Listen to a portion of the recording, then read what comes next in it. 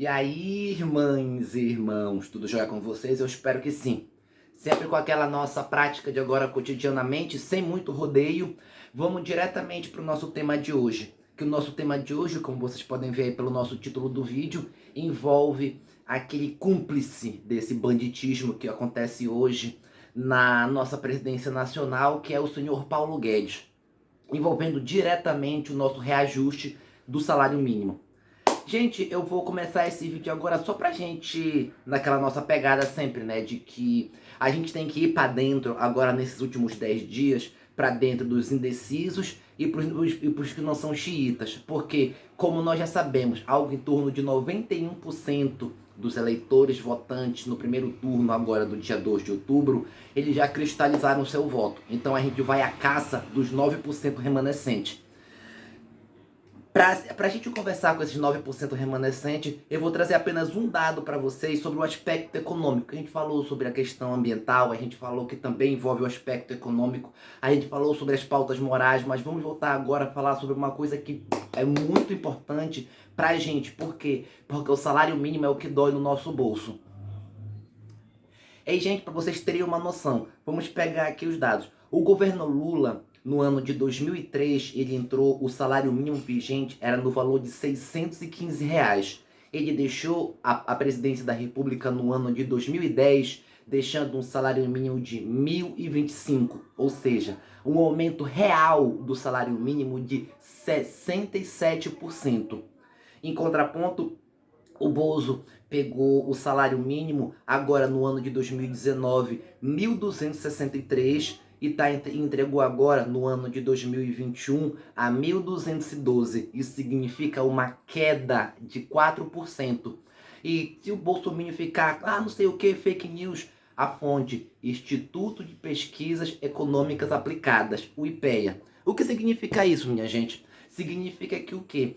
Que muito do que é propagado de maneira falaciosa, principalmente pelo campo da direita, é que o quê? É que os governos de esquerda, principalmente o governo Lula, que foi o que implementou, que chegou primeiro, foi que a questão de que a esquerda, ela compra o voto das pessoas mais necessitadas. Porque eles dizem que o grande bastião do governo, que fidelizou o voto das pessoas pobres nos governos de esquerda, foi o Bolsa Família. Isso também, porque a Bolsa Família, como a gente tem a oportunidade de estudar e espalhar para esse conteúdo para a grande comunidade, ele não é simplesmente como é o Auxílio Brasil, que é simplesmente você pegar o dinheiro e jogar na mão das pessoas. Não, existiu toda uma rede de apoio. Você recebia o Bolsa Família, mas tinha uma proporção para cada filho, para quantas pessoas existiam dentro da família. Não satisfeito, existia uma rede de apoio onde envolvia a questão da manutenção dos pais e dos filhos que estão dentro do núcleo familiar.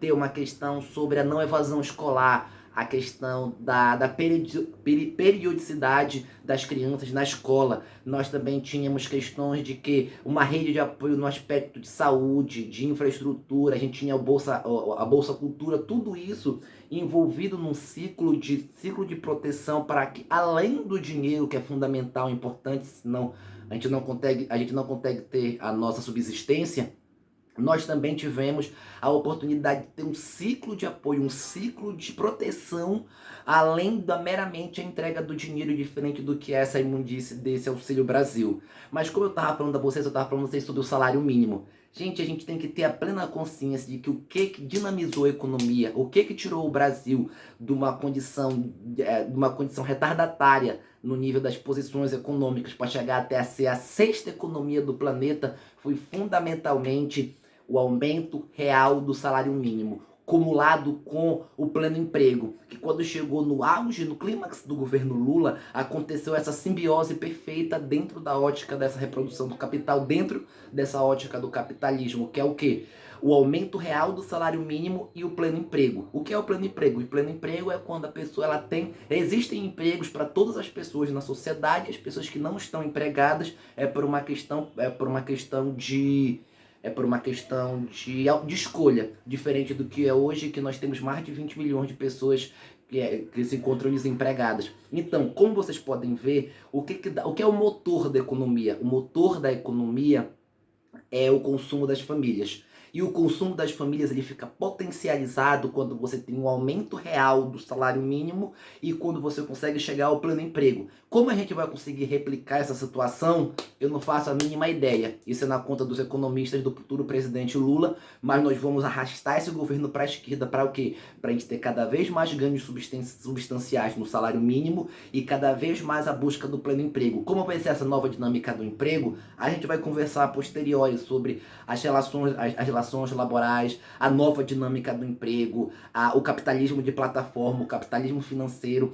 Todas essas dinâmicas elas se coadunam para a gente tentar compreender a dinâmica contemporânea da questão do emprego. Uma questão que sempre é de grande valia, ainda mais para um partido como o Partido dos Trabalhadores. O emprego, o trabalho é uma questão fundamental. Então, só para reforçar para vocês agora, molecada, criançada e gente jovem, todo mundo que estiver assistindo aqui conosco, que é o seguinte: gente, vamos pautar na pauta econômica também. Vamos ser incisivos. Isso que eu falei a vocês. Enquanto numa gestão de 8 anos nós tivemos um acréscimo de 67% de ganho real, aumento acima da inflação, aumento acima dos outros indexadores, nós temos um outro presidente que diminuiu em 4% o salário mínimo da população. E como eu falei a vocês que eu ia dar uma citada naquele cúmplice desse banditismo que é o Paulo Guedes já deixou vazar na imprensa aqui o quê? Que a partir de 2023, essa é a bomba pro dia 31. Dia 30 são as eleições, mas a gente não vai deixar que isso aconteça, que o projeto é,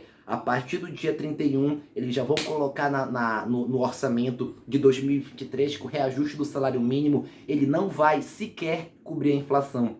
O que isso significa, gente? Explicando em alto e bom som, em bons termos, para a gente colocar na cabeça das pessoas que estão indecisas, o salário mínimo ele vai diminuir novamente. Como vocês já viram, já teve um decréscimo de 4% nessa gestão do Bolsonaro. Então, ele vai diminuir mais ainda, porque não satisfeito em diminuir a quantidade que ele já está diminuindo, em detrimento ao presidente Lula, que aumentou 67%, a gente não vai cobrir nem a inflação. Ou seja, cada dia mais, nós que somos pobres, nós que somos 33 milhões abaixo da linha da miséria, nós que somos mais de 120 milhões com segurança alimentar, o Brasil não vai aguentar. A gente genuinamente não vai aguentar mais 4 anos de Paulo Guedes e Bolsonaro e companhia limitada. A gente tem que brigar, é pegar agora, é pegar esse vídeo, é recortar, é mandar no seu grupo de família, é mandar no seu grupo de trampo, é mandar no seu grupo da bola, é absorver o conteúdo que nós estamos passando por aqui, amalgamar com o conteúdo que você já tem aí do outro lado da telinha, usar a emoção, usar a afetividade, usar a proximidade, tanto no aspecto da família quanto no aspecto dos amigos e nas suas relações laborais. Gente, vamos fazer alguma coisa, vamos fazer no âmbito virtual, vamos pra rua, vamos que a gente precisa. São apenas 10 dias, a gente está na frente. Nós temos 6 milhões de votos de margem, mas isso pode não se transformar em nada se a gente não botar a nossa mão na massa para fazer com que isso aconteça. E, gente, depois de todo esse meu desabafo, vamos lá. Vamos brigar, faltam 10 dias, vamos colocar o Brasil de novo no eixo, vamos deixar com que a Terra deixe de ser plana e volte a ser um geóide, e a partir de 2023 a gente pensa o que a gente vai fazer em relação a esse nosso novo governo de esquerda. Dito isso, minha gente, eu gostaria muitíssimo de agradecer a todos vocês, um grandíssimo beijo a todos e um fortíssimo abraço.